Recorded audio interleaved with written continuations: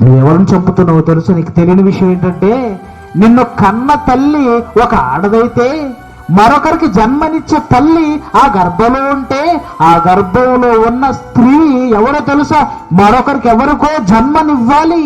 అంటే జన్మనిచ్చేవారు అమ్మ అయితే, ఆ అమ్మను నువ్వేం చేస్తున్నావు? గర్భంలో చంపేస్తున్నావు, చంపుతున్నావు నువ్వు.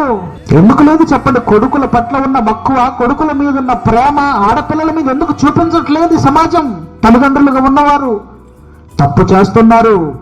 కొడుకైతే తెచ్చి పెడతాడనుకుంటున్నావు, కొడుకైతే చూసుకుంటాడు అనుకుంటున్నావు, కొడుకైతే అన్ని వారసుడు అంటున్నావు. మరలా కూతురైతే వారసురాలు కాదా? చాలా మంది అనుకుంటారండి, కొడుకు పుడితే నాకు వారసుడు పుట్టాడండి.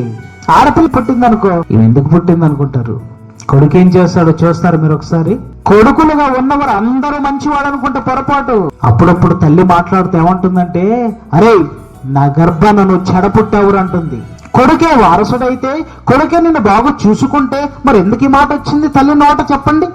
80 ఏళ్ళండి అమ్మకు, 80-90 ఏళ్ళు ఉన్నాయి. 4 ఉన్నారు కొడుకులు. ఏం చేశారు? ఈ ఇంటి కోసం, ఆస్తి కోసం కన్న తల్లిని కూడా పక్కన పడేశారు. చూడండి, ఇదా కొడుకులు చేస్తున్నది. అవును.